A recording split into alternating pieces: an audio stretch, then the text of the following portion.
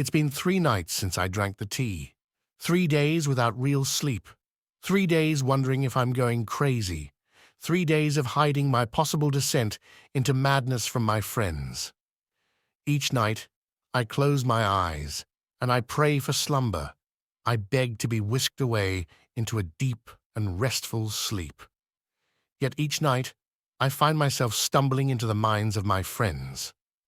My 3 best friends and I had decided to make a girls' trip to a small town in Mexico, excited to roam, explore, and spend late nights out. We were ready for new experiences and had decided we were going to take chances on this trip. If I knew now what that would mean, I would go back and keep walking. It was a simple street vendor, like any others we had seen that day. The air was warm and humid against our skin as we laughed our way through the streets. We'd only even stopped because Katie saw a cute bracelet dangling from the cart, and when we approached, the man seemed very sweet and helpful. He asked us if we wanted to try some special tea he'd brewed. He said something along the lines of it being transcendental and a truly extraordinary experience. A once-in-a-lifetime opportunity, he said. He said he kept it special, just for tourists like us, and that it would only cost a simple trade. Meg has allergies. Katie was just ogling the bracelet.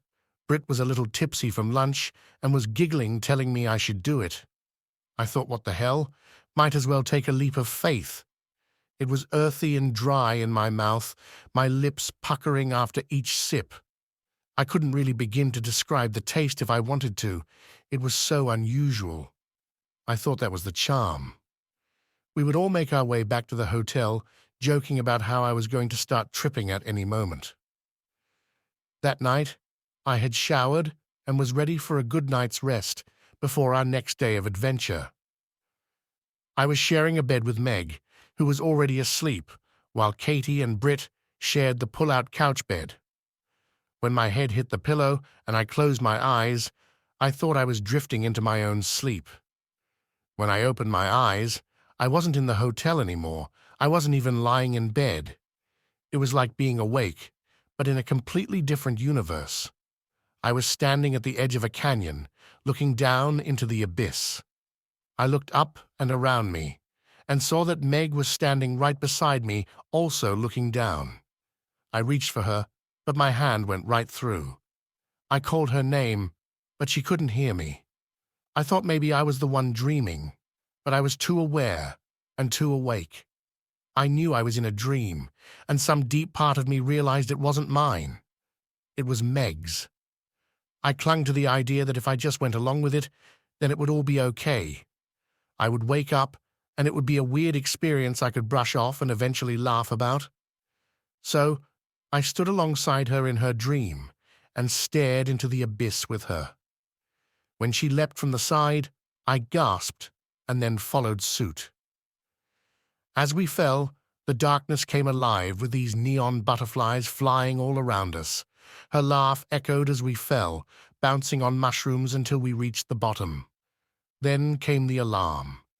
It sounded like it was coming from somewhere in the distance, and it turned out it was. It was the alarm in the hotel room. And then just like that, I was opening my eyes at the same time Meg was, both of us still lying in the hotel bed. It felt like the whole thing was only a few minutes long, but I guess that's how dreams always feel, especially when they aren't my own. I felt exhausted, and my brain felt like it was running on fumes. I wanted to ask Meg about her dreams, just to see if maybe it was just some weird nightmare of my own. But I couldn't bring myself to ask her, scared she was going to confirm that it was in fact her dream. I would brush it off, and we would go on to have another nice day exploring the little town we were in. We walked down the same street we had seen the vendor on the day before, but he was gone. I suppose I should have expected that. The next night, I laid down once again, hopeful for a good night's rest. I could feel myself wearing thin, and that was only day 2. When I closed my eyes and felt myself drifting, I sighed with relief as the feeling of sleep washed over me. Except I found myself once again opening my eyes to an entirely different world. This time, it was Katie I was standing next to. We were standing in our old high school gymnasium, and there were a crowd of people staring at us. They were laughing and pointing, and when we looked down, there was pee dripping down our legs. I wasn't just in her dream. I was merging with it too. I felt the embarrassment bubble up in me as it bubbled up in Katie. Their laughs echoed through the gym in this sort of crescendo, and then we woke up. It was the middle of the night this time, and Katie immediately got up to run to the bathroom. I'm guessing she had to pee. I just laid there, frozen. I didn't even want to try to go back to sleep. I was even more exhausted than when I laid my head down initially. I couldn't shake the feeling that if I fell back asleep, I was going to drift back into Katie's dreams, or Meg's. I was still hoping that it was some sort of nightmare that I was having where I was really lucidly dreaming. The sun rose, and I felt like I was hung over after being run over by a truck. I didn't even want to leave the room, just telling the girls I felt sick and needed to stay in. I went down to the lobby and searched for any information I could on what was happening. I read about lucid dreaming, sleep paralysis, and night terrors. I read every scientific word I could find, and when none of it made any sense, I made the choice to look up if there was anyone else experiencing what I was. The only thing I found that even remotely resonated with me was the term dream walker. Even then, it seemed like a far-fetched concept, but it was the only thing I had. Honestly, I didn't care about what it was or if it sounded crazy. I just wanted to find a way to sleep. As long as I was walking into my friends' dreams, I wasn't getting any sleep of my own.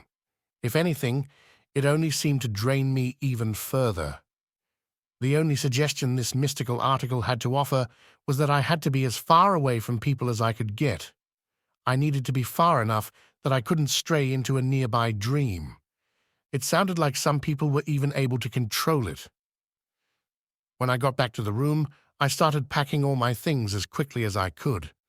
I was practically just throwing things into my suitcase. The girls came back right as I was wrapping up, and of course they were confused and concerned. I didn't know what to tell them, other than I was feeling super sick and just needed to go home. I was wide-eyed, sleep-deprived, and desperate. I pushed past them and ignored their pleas for me to just stay another night. I booked next flight back to Seattle and was boarding the plane within a few hours. When I made it back to my little apartment, I flung myself onto my bed, thankful to be alone and able to hope for sleep. I closed my eyes, but in a moment, I was opening them again to a room I didn't recognize. This time, when I looked around, there was nobody beside me. I was in a dimly lit room, with nothing in it but a mirror. I walked up to it, and staring back at me was the vendor, smiling proudly. I closed my eyes again, panic swelling in my chest. I opened them to see I was standing in the kitchen. Next to me was a man I didn't recognize, and in front of us was a thing of true nightmares. I closed my eyes again and again and again, and